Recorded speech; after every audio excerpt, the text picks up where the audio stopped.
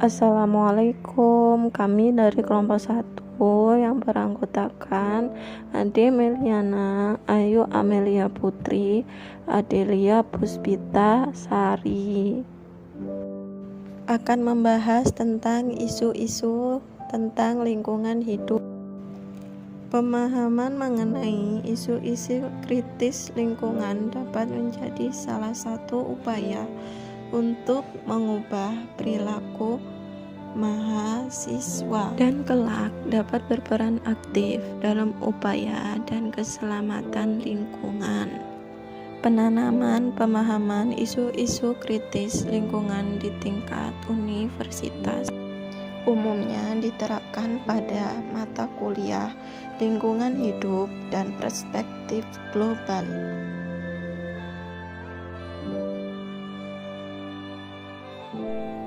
Baiklah, materi selanjutnya akan saya lanjutkan. Isu lingkungan global merupakan permasalahan lingkungan dan dampak yang ditimbulkan dari permasalahan lingkungan tersebut mengakibatkan dampak yang luas dan serius bagi dunia serta menyeluruh. Isu lingkungan global mulai muncul dalam beberapa dekade belakangan ini. Saat ini, lingkungan hidup sudah banyak mengalami kerusakan. Jika dibiarkan terus-menerus, hal ini akan menimbulkan dampak yang sangat besar pada ekosistem. Adapun faktor-faktor yang menyebabkan kerusakan lingkungan hidup adalah sebagai berikut. 1. Faktor alam. Kerusakan lingkungan hidup karena faktor alam terjadi karena adanya bencana alam seperti banjir, gempa bumi, dan gunung meletus. 2. Banjir. Selain karena ulah manusia, banjir juga dapat terjadi karena faktor alam, misalnya hujan yang terus-menerus.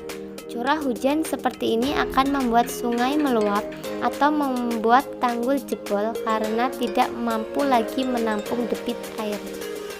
Banjir yang sering terjadi saat musim penghujan dapat membuat bangunan dan tempat tinggal makhluk hidup rusak. Lapisan tanah yang subur hilang terbawa air, serta tanaman-tanaman rusak. 3. Gempa bumi. Gempa bumi terjadi karena adanya pergerakan lempeng bumi atau aktivitas gunung berapi dan dampaknya bergantung pada besarnya kekuatan gempa. Gempa bumi akan mengakibatkan banyak bangunan yang roboh, terjadi tanah longsor, dan terputusnya jalur transportasi. Jika kekuatan gempa sangat besar, kemungkinan akan menimbulkan tsunami. 4. Gunung berapi meletus. Saat meletus, gunung berapi akan mengeluarkan abu vulkanik, lahar, lava, uap panas, dan material lainnya yang dapat merusak lingkungan. Dampak dari letusan tersebut dapat berlangsung lama, bergantung pada besarnya kekuatan letusan, tetapi saat kembali normal, daerah yang terdampak letusan akan menjadi subur. Letusan gunung berapi akan mengakibatkan gangguan pernapasan, gas beracun, kerusakan lingkungan, bahkan dapat mematikan lingkungan sekitar. 5. Faktor manusia. Selain faktor alam, faktor manusia juga dapat menyebabkan kerusakan lingkungan hidup.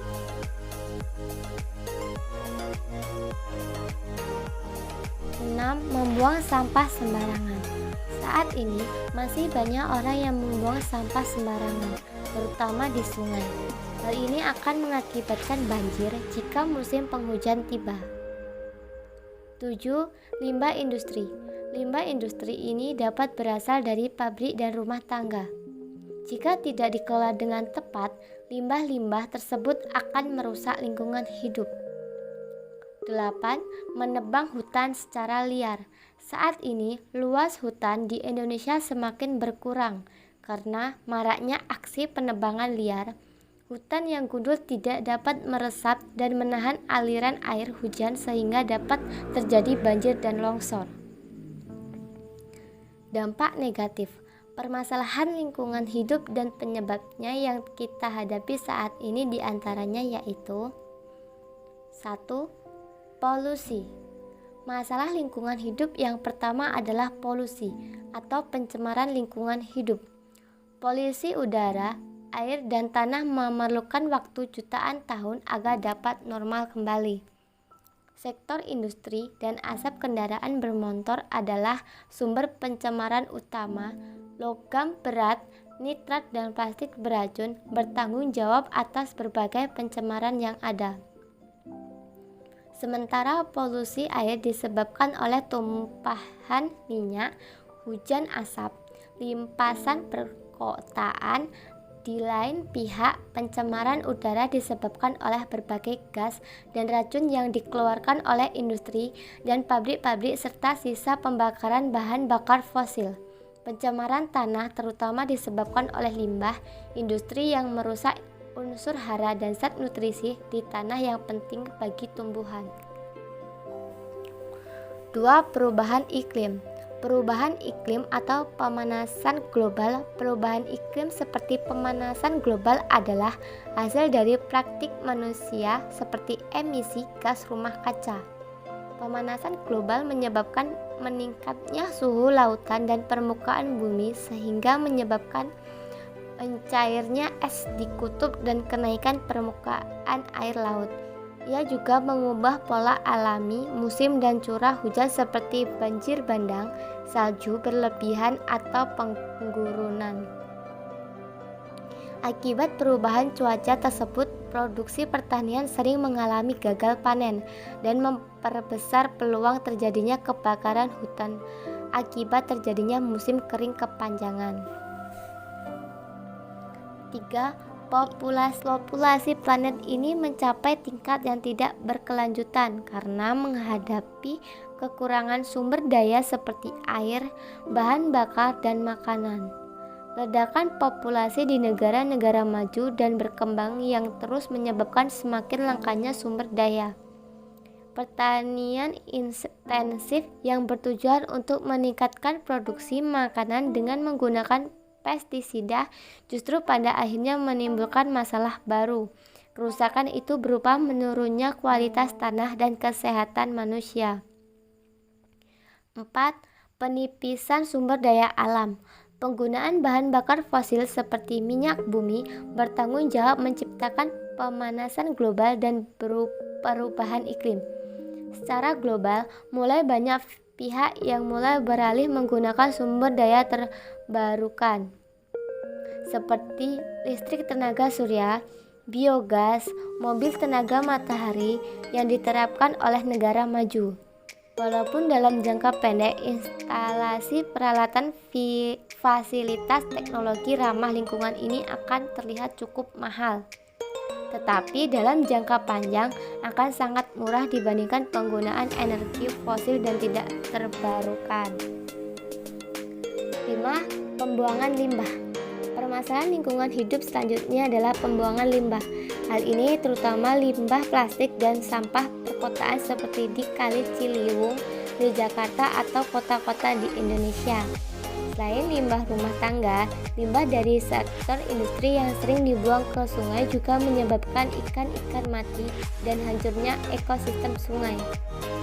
Padahal sungai-sungai ini penting bagi ekonomi masyarakat dan penting untuk memasok sumber makanan bagi masyarakat.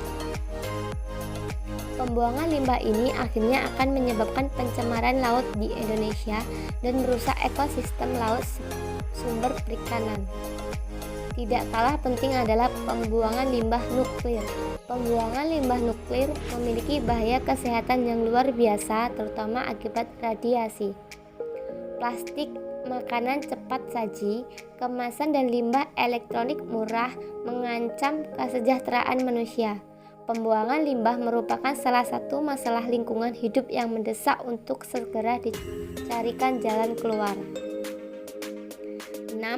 Kepunahan keanekaragaman hayati. Aktivitas manusia yang menyebabkan kepunahan spesies dan habitat serta hilangnya keanekaragaman hayati. Aktivitas perburuan satwa yang tidak berkelanjutan untuk memenuhi kebutuhan protein manusia, seperti perburuan telur penyu atau kura-kura Indonesia yang menyebabkan kura-kura sungai punah. Punahnya spesies berarti punahnya sumber pemenuhan kebutuhan hidup manusia.